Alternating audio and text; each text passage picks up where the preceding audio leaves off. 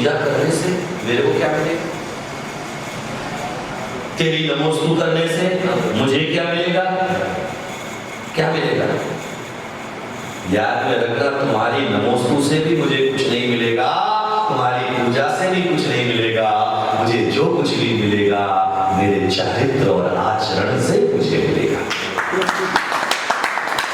हाँ, लेकिन ये जरूर हो सकता है कि तूने अगर मुझे प्रणाम नहीं किया तो तेरा विनाश निश्चित है,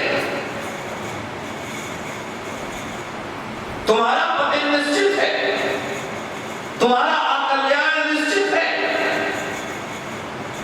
तुम्हारा जो है भाव भ्रमण में भटकना निश्चित है। ये मैं नहीं कह रहा हूं, आचार्य कुंद देव कहते हैं। आचार्य कुंद देव से किसी ने पूछा कि गुरुदेव, सम्यक दृष्टि कौन है और मिथ्या दृष्टि कौन है? तो आचार्य कुंद कहते हैं, जो जिन मुद्रा को देख करके भक्ति से भर जाए वह सम्यक दृष्टि है, और जो जिन मुद्रा को देख करके मुंह फेर ले वह मिथ्या दृष्टि है। एक लाइन में जो है उन्होंने संपूर्ण जीवन का सार निरूपित कर दिया।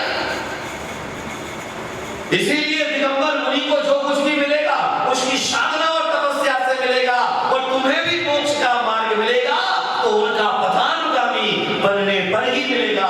गंगानगर प्रवचन के समय मैंने कहा था कि तुम्हें जैन कुल जो मिला है ना, इनकी वजह से नहीं मिला। गलत फहमी में नहीं रहना कि आज तुम अगर कुछ कुल में पैदा हुए हो तो जिनेंद्र भगवान के दर्शन के कारण से पैदा नहीं हुए हो। आचार्य रत्नकर्ण शाब्दाचार्य के अंदर उल्लेखित करते हैं कि जो रत्नात्रयधारी गुरुओं के चरणों में शीश झुकाता है उसे उच्च गुरु की प्राप्ति हुआ करती है। उनका स्मरण करने से, उनका वंदन करने से जो है उच्च गुरु की प्राप्ति हुआ। इसीलिए याद में रखना कि तुम्हारी जिंदगी में सबसे पहला आधार, जिन प्रतिमा के पहले भी तुम्हारे जिंदगी में किसी का आधार है तो वह आधार है गुरु का। किसका? गुरु का। किसका? गुरु का। गुरु का। और जब गुरु का आधार जिंदगी में आदमी मान लेता है तो जिंदगी में कभी वह भटकने की उसे जरूरत नहीं पड़ती।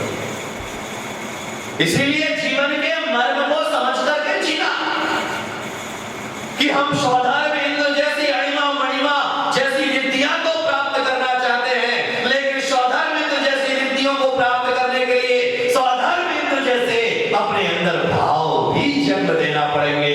और जिस दिन स्वधर्म इंद्र जैसे भाव तुम्हारे जीवन में पैदा होंगे तो तुम्हारा निर्वाण निश्चित हो जाएगा। अभी तो तुम्हारे निर्वाण का कुछ पता है? मोक्ष जाओगे पता है? गारंटी है? अरे बोलो भाई, है? जाओगे ये निश्चित है, जाओगे ये निश्चित है, क्योंकि जो देव शास्त्र गुरु की आराधना करता है वह 7वें या 10वें भाव में वह निर्वाण को प्राप्त जरूर करता है। आज अगर आप मंदिर चल कर के आ गए हैं, यानी आपने अपने निर्वाण की जिंदगी तैयार कर ली है, आप गुरु के चरणों में बैठ करके उनका उपदेश सुन रहे हैं, यानी आपने मोक्ष की टिकट अपनी पक्की कर रहे हो।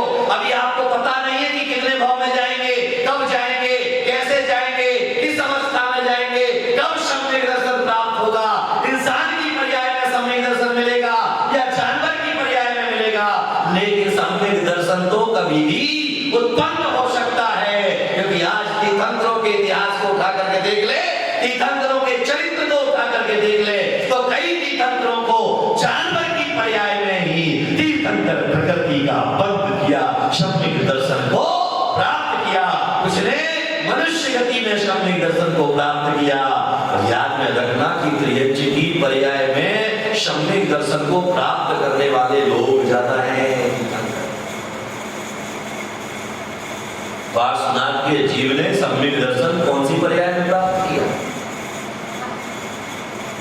हाथी की पर्याय। महावीर के जीव ने सम्यक दर्शन कौन सी पर्याय में प्राप्त किया? सेठ की पर्याय। जब त्रियंच तर सकता है तो तुम तो इंसान हो भाई। गुरु के उपदेश पर विश्वास करके, श्रद्धा करके, आस्था रख करके उसके ऊपर पथानुगामी बन करके चलने पर जब त्रियंच तीर्थंकर बन सकता है तो तुम तो इंसान हो। अगर देव शास्त्र गुरु के वचनों पर विश्वास कर लोगे तो तुम्हारा निर्वाण निश्चित हो जाएगा, तुम्हारा टिकट पक्का हो जाएगा। और अगर तुमने टिकट पक्का नहीं किया तो पुनरपि जननम पुनरपि मरणम आशा पिंडम दशनविहीनम, बार बार जन्म लोगे, बार बार मरोगे, बार बार जन्म लोगे, बार बार मरोगे, लेकिन ये आशा का जो पिंड है वह कभी भी मिटने वाला, ये जन्म जरा का जो पिंड है वह मिटने वाला नहीं है। क्योंकि एक आशा पूरी होगी तो दूसरी आशा जन्म ले लेगी, और दूसरी आशा जन्म लेगी तो तीसरी आशा पैदा हो जाएगी, वह कभी मिटने वाली नहीं है। लेकिन जब ही आशा तुम्हारी मिटेगी जब तुम नासा दृष्टि हो जाओगे। क्या? जब तुम नासा दृष्टि हो जाओगे। इसीलिए भगवान कैसे बैठे?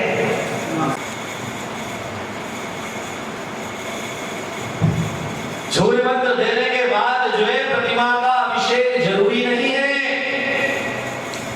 आज जो है आप चले जाओ जम्बूद्वीप, इतनी सारी प्रतिमाएं हैं, रोज अभिषेक कितनी प्रतिमाओं का होगा? सारी प्रतिमाओं का अभिषेक नहीं होता। अरे हम समोसन का वर्णन करने के लिए जाए तो समोसन में जहां साक्षात अरिहंत भगवान विराजमान है उनकी प्रतिमा का स्पर्श तक नहीं कर सकते, उनका स्पर्श तक नहीं होता है। आप कहीं भी सुनने के लिए तो दूर बैठ जाओ, सुन लो, दर्शन कर लो, प्राप्त हो जाओ, लेकिन उनका स्पर्श नहीं कर सकते। भगवान को तुम्हारे अभिषेक की जरूरत नहीं है, लेकिन भगवान का अभिषेक करके तुम्हें अपने जीवन का कल्याण करना है तो तुम्हारे लिए जरूरी है। उनके माध्यम से तुम अपना कल्याण करो, लेकिन उन्हें तुम्हारी जरूरत, हमें जरूरत है भगवान की, लेकिन भगवान को हमारी जरूरत नहीं। कि हम दीप जलाएंगे तो भगवान के मंदिर में दीप जलेगा, हम जब में पूजा करेंगे तो भगवान की पूजा होगी। अरे भगवान की पूजा तो चतुर्निकाय के देव 24 घंटे किया करते हैं। अहिनिस्व की पूजा हुआ करती है, जो अहिमिंद्र देव विमान में बैठे हुए हैं, 9 ग्रैविंग में बैठे हुए हैं, उन ग्रैविंग में बैठे हुए वहीं से बैठे बैठे कृत्रिम और अकृत्रिम जिन बिंबों के दर्शन करके उनकी आराधना कर लिया करते हैं।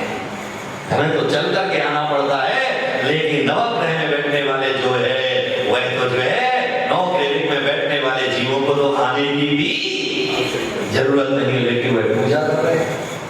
आज हिंदू परंपरा में सूर्य को जल चढ़ाते हैं। सूर्य क्या है?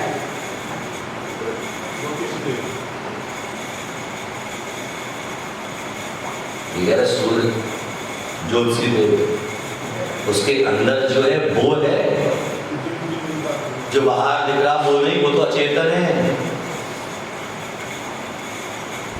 हम जल किसको चढ़ा रहे हैं? अचेतन को। क्योंकि ज्योतिषी देवों के विमानों में भी जिन बिंब होते हैं, इसीलिए चक्रवर्ती कृत्रिम और अकृत्रिम दोनों जिन बिंबों के दर्शन करता है। वह अपने सतखंड के महल पर खड़ा होकर के सूर्य भगवान के अंदर जो जिन बिंब है उस जिन बिंब को प्रणाम करता है, ना कि सूर्य को प्रणाम कर रहा है। क्योंकि वीतराग अवस्था को सभी जगह माना गया है। कोई देव अगर यहाँ से कोई मृत्यु प्राप्त करके देवगति जाता है तो वहां भी उसे जिन बिंब के दर्शन करने के लिए भेजा जाता है, क्योंकि जिन बिंब के दर्शन से ही सम्यक दर्शन की उसे उत्पत्ति हुई। इसलिए सम्यक दर्शन की उत्पत्ति के 3 ही रास्ते दिए। पहला रास्ता दिया जिन बिंब दर्शन, दूसरा रास्ता दिया गुरु उपदेश, तीसरा रास्ता दिया जाति स्मरण। कौन कौन से? जिन बिंब दर्शन, गुरु उपदेश और जाति स्मरण। जाति स्मरण आपको होता नहीं, बहुत मुश्किल लोग को करता है किसी को हो जाए।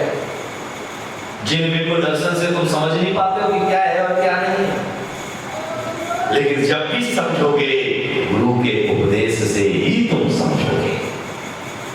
क्योंकि जब हम बताएंगे कि यहाँ आने के बाद में तुम्हें क्या सोचना है, जब हम तुम्हें ज्ञान देंगे कि यहाँ पर पहुंचने के बाद में तुम्हें किस तरह से भगवान को देखना है, किस तरह से पूजा करना है, किस तरह से वंदना करना है, किस तरह से स्तुति करना है, किस तरह से प्रार्थना करना है, हमसे ज्ञान लेकर के आओगे तब यहाँ पर आकर के मन लगने वाला है। तो याद में रखना, आज के इस काल में चिरबिंब के दर्शन के साथ साथ गुरु उपदेश का महत्व भी अपने आप में बढ़ जाता है। इसीलिए कहते हैं भले ही कुछ भी काला अक्षर भैंस बराबर कुछ भी समझ में आए या ना आए, लेकिन श्रद्धा भाव पूर्वक जो है गुरु उपदेश को सुनो। आचार्य ने कहा कि जो गुरु के उपदेश को ध्यान लगा करके सुनता है वह आगे आने वाले भाव में निर्वाण को प्राप्त करता है। इसीलिए मैं आपसे निवेदन और गुजारिश केवल इतना ही करना चाहूंगा, अनुरोध केवल इतना ही करना चाहूंगा कि जो तत्व हमारे सामने प्रकट हुआ है तो उस तत्व को प्रकट होने पर उसका हमें आदर और सम्मान में किसी बात की कमी नहीं होना चाहिए। इसलिए कहा गया कि पूजा अगर बीच में रोकना पड़े रोक देना, माला फेरना अगर बीच में रोकना पड़े तो रोक देना, और अगर गुरु उपदेश चल रहा है तो उस समय ना तो पूजा की जरूरत है, ना अभिषेक की जरूरत है, ना माला फेरने की जरूरत है। उस समय तो केवल गुरु के मुख से निकलने वाली वाणी का श्रवण करने की जरूरत है, क्योंकि वह तुम्हारे भाव के अंधकार को, अज्ञान को मिटा करके शब्द ज्ञान का सूर्य प्रकट करने की सामर्थ्य देने वाला है। इसीलिए सौधर्म इंद्र एक भाव अवतारी, तीर्थंकर के माता पिता बोलो दक्षिण इंद्र एक भाव अवतारी, सौधर्म इंद्र की सची इंद्राणी बोलो एक भाव अवतारी। और तुम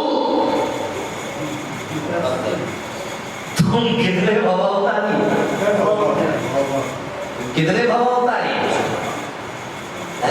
मेरे अभी जो पार्श्वनाथ कथा चल रही थी उस समय मैंने एक बात कही थी कि मैंने कहा भाई, एक व्यक्ति से मैंने कहा भाई मंदिर क्यों नहीं आता है महाराज दीपावली का टाइम में, सीजन बड़ा तेजी है, आपको क्या है, आपको तो सब कुछ फॉर्मूला बना बनाया मिलता है, हमें तो जो है काम करते हैं तब कमाना पड़ता है। तो याद रखिएगा, मैंने उस समय कहा था कि पेट की भूख को समाप्त करने के लिए हम यहाँ से कहाँ जाएंगे? अगर किसी की सदर में दुकान होगी तो डेली सुबह उठ करके कहाँ जाएगा? किसी की रुड़की में अगर फैक्ट्री होगी तो सुबह उठ करके कहाँ जाएगा? रुड़की। किसी की अगर जो है दिल्ली में ऑफिस होगी कहाँ जाएगा? दिल्ली। किसके लिए? किसके लिए? पेट के लिए। जब पेट के लिए आदमी 100 किलोमीटर जा सकता है तो आत्मा की तृप्ति के लिए 2 किलोमीटर मंदिर भी आना चाहिए। आदमी मंदिर आना छोड़ सकता है, पूजा करना छोड़ सकता है, हवन करना छोड़ सकता है, माला फेरना छोड़ सकता है, मगर बोलो ना, और ये पेट में जो कुछ भी जाएगा वो क्या बन के निकलेगा? गाय क्या खाती है? अरे बोलो बाबा, घास। क्या खाती है? घास। लेकिन वह जिसके घर के आगे गोबर कर दे, आदमी लड़ता है।